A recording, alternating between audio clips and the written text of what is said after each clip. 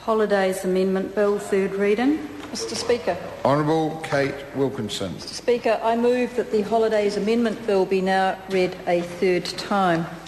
Mr Speaker, it gives me great satisfaction to support the Holidays Amendment Bill at its third reading, and again I would like to thank my colleagues, the Select Committee and officials for their work on this bill. This Holidays Amendment Bill reduces compliance costs for employers and clarifies the law by making it simpler to understand and implement.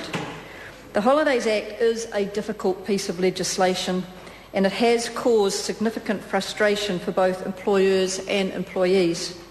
Last year I established a working group made up of union and business representatives to review the law and recommend practical changes.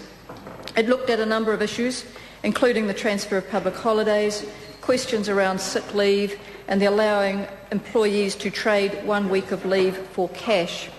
In particular, this group focused on addressing difficulties with relevant daily pay, the calculation of payment for public holidays, alternative holidays, sick leave and bereavement leave.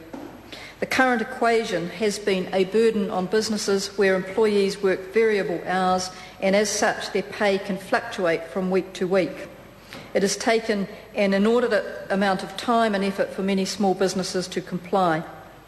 This government, Mr Speaker, wants small businesses to have confidence in our employment framework and to invest their energies in growing their operations. We don't want employers getting frustrated and wasting their time trying to figure out how to comply with complex formula in complex legislation. As a result, Mr Speaker, the working group has drawn up a new concept called average daily pay.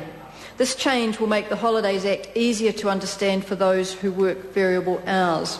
When relevant daily pay is not possible nor practical to calculate, the employer may use average daily pay.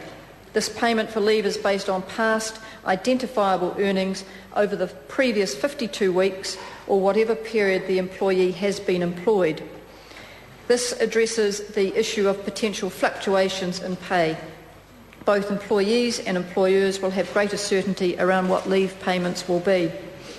Mr Speaker, this is an important change. It will give employers greater clarity and significantly reduce their compliance costs under the Act. The bill also allows greater choice and flexibility for employees with regard to cashing up annual holidays and the transfer of public holidays. Giving employees the choice to exchange up to 1 week's leave for cash was signalled in our manifesto prior to the election.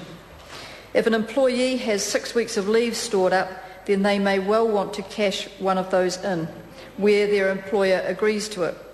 Many employees don't use their full allocation of leave in a year, and it is entirely at their discretion whether they wish to make this trade. It is abundantly clear, Mr Speaker, that only the employee can make this request. If an employer does so, they are in breach of the Act. This policy is about giving New Zealanders greater choice and flexibility.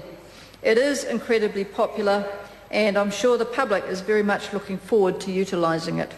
Mr Speaker, this bill also simplifies rules in other areas of the Holidays Act and addresses concerns that current arrangements are having a negative impact on business operations and productivity. This includes clarifying the law to allow employers to request proof of sickness or injury within 3 consecutive days of an employee taking sick leave without first having reasonable grounds to suspect that the sick leave is not genuine. The current law is open to interpretation, and employers have noted they simply don't know at what point they have reasonable grounds. This change will make the law clear and simple. The reality, Mr Speaker, is this law will only be used very sparingly. Employers have to pay for the proof, and it is clear that they will only request a medical certificate when they genuinely suspect someone of routinely pulling sickies. They also value good relationships with their staff, so to abuse this provision will only harm themselves. Mr Speaker, this bill also provides more choice for employers and employees by restoring the right to transfer the observance of public holidays to another working day. This law change recognises that it may better suit some workplaces and employees to agree to observe public holidays on other days. Again, this is about choice. Where it works for both parties, they will now have the ability to agree to the transfer. For example, an employee may agree with their employer that they can observe their regional anniversary on another working day that holds religious or cultural significance for the employee. All New Zealanders remain entitled to the 11 public holidays we observe, and most employees will take these holidays as they always have. Mr. Speaker, a provision to take effect this December clarifies employees' entitlements during a customary close-down period such as Christmas.